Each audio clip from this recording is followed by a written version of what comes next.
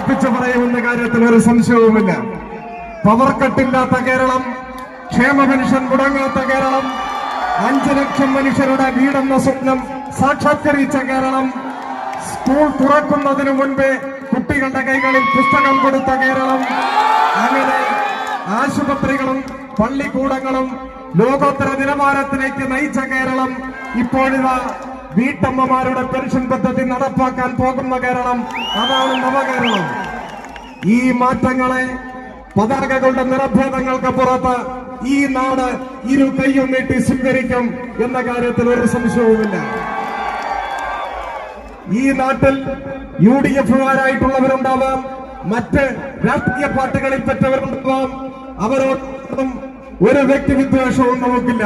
അവരെല്ലാം നമ്മുടെ സഹോദരങ്ങളാണ്.